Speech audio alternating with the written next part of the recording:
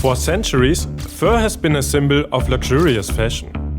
But behind the glamour lies an ugly truth. In order to get the fur, animals have to be horrifically abused. And it seems like people are finally waking up to this. Because the global fur industry is collapsing. Hi guys, I'm Freddy. And from a new technology that targets lung cancer like a precision airstrike, to saving an endangered grasshopper, and to the largest single donation ever made to a US health center. These are the best good news from October. Let's start in Guatemala, Mexico and Belize. Because they are planning to create the second largest rainforest reserve in the Americas. The area in question is located right here. For decades, this lawless jungle region has been ruled by criminal gangs.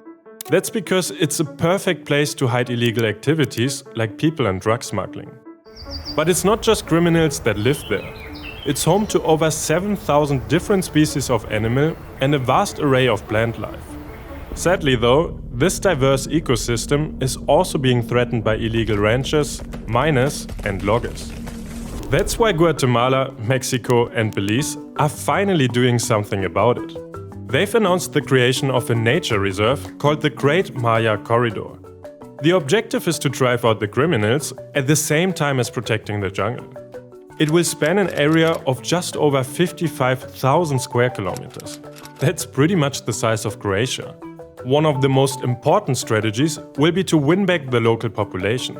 And no, I'm not talking about the criminal gangs. I'm talking about the poor, isolated communities that help the criminals move illegal drugs.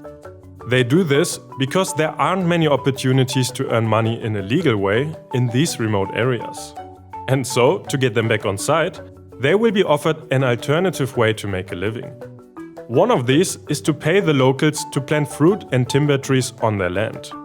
And finally, to protect the environment, all three governments have pledged not to build any destructive mega projects in the area. From tropical reserves to ocean sanctuaries, a new marine protected area has just been created in the Philippines. This small but vital protected area is the result of an 18-year campaign by locals from this province. Since 2007, they've been pushing the government to protect their beautiful coastline. And it's no wonder why. Coral reefs, mangrove forests, turtles and sharks are just some of the natural wonders that can be seen there. And the craziest thing is that all of this can be found in an area that's only 1.5 square kilometers big. That's just under half the size of New York Central Park. That may sound tiny to you, but its small size is actually one of its advantages. The main one is that it's a lot easier to actually enforce rules and regulations across a smaller area. One of the most significant protections concerns sharks and stingrays. It is now illegal to catch them except for research purposes. And it's not just marine life that will benefit. Another advantage of protecting waters will be healthier fish populations. This will ensure consistently big catches for the local fishermen. The creation of this protected area is a testament to the determination and persistence of its native people. In the words of lead campaigner Othello Manos, this is the beginning of what we've been dreaming of for almost 18 years. Moving over to the US, a new eco-friendly water desalination farm has just been launched in California. Desalination is the process of removing salt and minerals from seawater to make it drinkable. Currently, there are two ways to achieve this. The first is thermal desalination.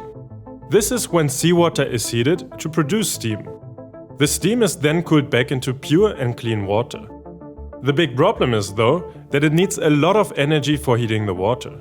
And that means more fossil fuels are required. Fortunately, though, there's a better alternative, and it's called reverse osmosis. I know this sounds complicated, but don't worry, let me break it down for you. This works by pushing seawater through something called a semi-permeable membrane. This membrane has tiny holes that let water pass through but blocks things like salt and impurities. It's better than thermal desalination because it uses a high pressure pump that requires a lot less energy. There's one major drawback though. It produces a solution called brine waste, which is often dumped back into the sea. This super salty byproduct can give the surrounding ocean higher salt levels. This is bad because it can lead to dehydration, stress, and even death in marine animals. To make matters worse, brine waste can also contain toxic chemicals. But a new system in California has just solved this problem completely. By 2030, it will produce 230,000 cubic meters of fresh water daily. That's enough to meet the current day-to-day needs of nearly 800,000 people.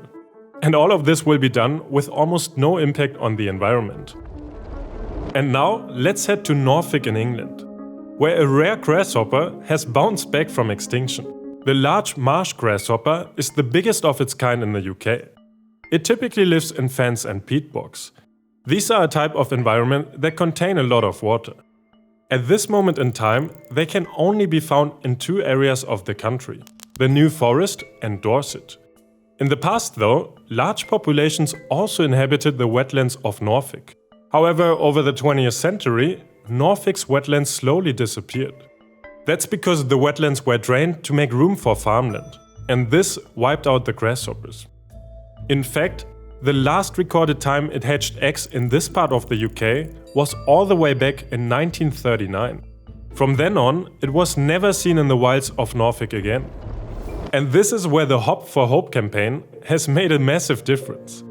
This conservation organization has created a network of volunteers that breed endangered species at home and release them into the wild. And for the last 6 years, this grasshopper has been taken on by the program. Since 2019, 6,500 grasshoppers have been reintroduced back at 6 sites located across Norfolk. And there are now plans to release them at several more. Thanks to this, they have been brought back from the brink of regional extinction. And now, we head over to Australia, where a massive new Koala National Park has just been announced. And before I show you this huge koala park and plenty of more good news, I want to thank DeleteMe for sponsoring this video. So there's this whole industry of data brokers that collect our personal data, like your name, email, phone number, or even home address, and sell it to whoever wants it. And it's not just random websites. Nebraska recently sued General Motors because their OneStar system was allegedly collecting driver data. Stuff like how fast people drive or how hard they brake, and selling it to insurance companies. Some drivers ended up with higher rates because of this. And honestly, that just doesn't feel right. Especially since it feels like we never gave them permission to do this. But luckily, we have rights to get our names off of these lists. That's why I started using DeleteMe. I gave them permission to act on my behalf, and they went out filing all of these removal requests, hundreds of them. Honestly, I don't have the time or patience to do that myself. But now, I can check this clean and pretty report every month and just watch my data disappear from all of these lists. Big fan of their service, grateful that they exist and support Good News. There's a link in my description, joindeleteme.com/goodnews. When you click the link, it helps support the channel and you also get a huge 20% off when you use code GOODNEWS. And now, let's get back to koalas. Koalas are animals that can only be found in the east side of Australia. They're famous for living in trees and chomping on eucalyptus leaves. And they are also able to sleep for up to 22 hours. In some parts of the country though, this iconic mammal is classified as endangered. That's because their population has been devastated by droughts, heat waves, bushfires and diseases. If nothing is done, they could totally disappear by 2050. And this worry has pushed the Australian government to take action. And as part of this, they've announced a plan to create a new protected area.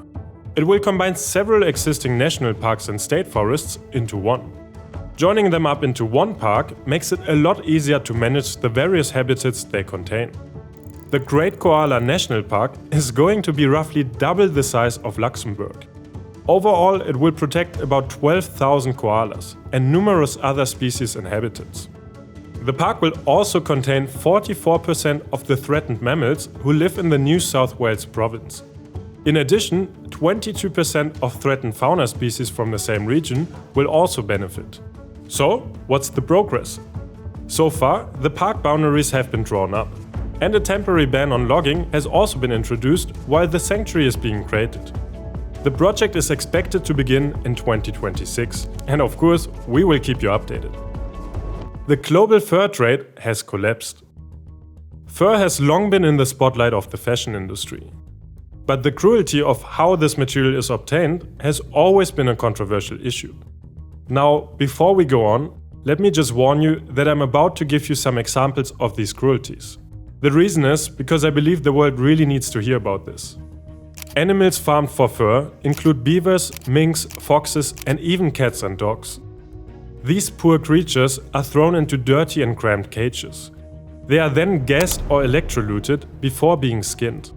As recently as 2014, the fur industry was still going strong. That year, over 140 million animals were killed. Okay, enough of this. Let me give you the good news. Since 2014, these figures have fallen off a cliff. In 2024, this number crashed down to 20.5 million. That is obviously still way too high, but at least a whole lot better. So, how exactly did this happen? Nowadays, most people agree that wearing fur is wrong. Animal welfare campaigns have played a huge part in changing the mindset over the last decade. Thanks to their efforts, most big fashion brands have dropped fur completely. They've also successfully convinced governments to pass laws banning its production and sale. Surprisingly, the COVID-19 pandemic has had something to do with it as well. During that time, minks were shown to be easily infected by the disease, and they were identified as an animal which could potentially spread the virus into humans. The result was a massive reduction in mint farming by the major fur producers Russia and China. The best thing is that this reduction shows no signs of slowing down. The fur industry may officially be in its end stage. Let's move on to medicine, where a US health center just received the largest single donation in history. The Knight Cancer Institute is a world leader in early cancer detection research and treatment. In 2013, for example, they created the first large-scale early detection program in the US. This eventually led to the invention of several blood tests used to identify the first signs of the disease. Much of this progress was made possible thanks to an enormous $500 million donation by Phil and Penny Knight. Phil Knight is best known for being the co-founder of Nike. And now, the institute received another record-breaking $2 billion donation from the Knights, the biggest single donation ever to the organization. The money will be spent on advanced cancer research that will probably benefit millions of people. In addition, a pioneering new model that prioritizes quicker diagnosis will be created with the funds. It will involve more effectively integrating the latest research and clinical trial results into the treatment of the patients. It's hoped it will serve as a model for similar organizations to copy. Next up, some big news in the fight against diabetes. A patient is producing insulin again thanks to a world-first transplant. In humans, type 1 diabetes occurs when the immune system attacks cells called islets. Those cells can be found in the pancreas and are necessary to produce insulin. Without insulin, blood sugar levels get too high, which can lead to medical complications. The exact cause of type 1 diabetes is still unknown, and that has made finding a cure really difficult. Swedish and American scientists, however, have just found a way to replace damaged islet cells. Their discovery builds up on a new approach that's only emerged in the last 5 or so years. It involves replacing damaged insulin-producing islet cells with new ones. Previous attempts to do this in humans have shown it works. However, all these success stories were only pulled off with the help of immunosuppressant drugs. They had to be taken because the immune system usually starts attacking the replacement cells. Immunosuppressant drugs stop this from happening, but they make the patient vulnerable to infection. To overcome this, researchers genetically edited the transplant cells to make it impossible for the body to reject them. More specifically, they tweaked the islets in a way that made them less detectable to the immune system. And in the case they are detected, they can block the immune responses. They were then put into a 42-year-old patient via arm injection. And amazingly, the islet cells that had these edits were able to function as normal and produce insulin. This proof of concept discovery has opened up an exciting range of possibilities that even go beyond diabetes treatment. That's because the same technique could in theory be applied to many different types of cells. This means it could be used in other types of transplants as well. And last in our medicine segment, scientists have developed a nanotech breakthrough that targets lung cancer cells like a precision airstrike. Lung cancer is the #1 cause of cancer death worldwide. The most common form of it is NSCLC. This variant accounts for 80 to 85% of all cases. And the most common type of NSCLC is lung adenocarcinoma. Sorry, I've definitely said that wrong. In the US alone, there are 22 cases per 100,000 people every year. Current methods to treat it can be effective, but they have some major limitations in terms of precision. Chemotherapy, for example, kills healthy cells as well as cancer cells. Likewise, anti-cancer drugs can cause nasty side effects when they are not targeted properly. This problem, though, may have just been fixed by Korean scientists. To understand why, let's take a look at a lung cancer cell. Typically, they are covered in a protein called CD155. And this means cancer cells can be identified wherever this protein is detected. That's why researchers developed something called an A5 antibody. It is filled with tiny capsules that contain this anti-cancer drug. This antibody is designed to attach itself to the CD155 protein when it enters the body. This means the drugs are delivered directly to the lung cancer cells. This technique delivers 3 times as many drugs to the cells compared to normal methods. And this was all done without damage to healthy cells in the experiment. This represents a major advance in precision medicine. Well done, South Korea. Let's now take a peek at what's happening in the US. First, New York has finalized a rule for all new buildings to be powered entirely by electricity. In New York, buildings alone account for 31% of all greenhouse gas emissions. That's because most of them still run on gas and other fossil fuels. Since 2010, advances in renewable energy have been driving down the cost of electricity every year. And that's why New York has just taken a major step. Buildings approved on or after December 31, 2025 will have to be powered entirely by electricity. More precisely, this will apply to all residential buildings up to 7 floors tall. Elsewhere in New York, commercial and industrial buildings up to 9,300 square meters will also have to follow these guidelines. There are a few exceptions. Agricultural buildings, medical facilities, restaurants and other specific facility types won't have to follow the rule, but only if they meet certain criteria. It's predicted that the All-Electric Building Act will cut home energy use by 17%, since electric systems like heat pumps are far more efficient than gas ones. Most significantly, it will contribute greatly to New York's goal of achieving net zero emissions by 2050. All in all, the passing of this bill is a devastating blow to the fossil fuel industry. And for the last story, we stay in the US, because California is building the first solar-powered steel mill. Steel mills are one of the biggest polluters on the planet. They alone are responsible for 7% of global carbon emissions, because they exclusively use fossil fuels for energy. To put that in perspective, air travel only accounts for 2% of worldwide emissions. And in California, we could be seeing the start of a much-needed transition. The first solar-powered steel mill is being constructed in the sun-baked Mojave Desert. Its main product will be rebar steel, which is used to strengthen concrete in buildings and bridges. The Mojave micromill will use solar and wind energy to power its furnaces 85% of the time. And it will also be good for the environment in other ways. At the moment, California sends 500,000 tons of scrap metal every year to other states for recycling. The transportation required for this creates unnecessary carbon emissions. To help with this, the factory will recycle scrap metal right there in California. And that's not all. The Mojave micromill will be fitted with in-house systems to reduce local pollution. This factory of the future is expected to be fully operational by 2027. It will make 450,000 tons of rebar steel every year.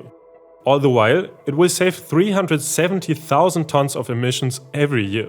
That's the same as removing 75,000 cars from the road. So, that's it for today. Which of these stories did you like the most? Let me know in the comments below, and if you want to get your data removed from the internet, make sure to try Delete Me with our link in the description to get 20% off. Thanks again to Delete Me for sponsoring this video, and I will see you in the next video. Bye bye!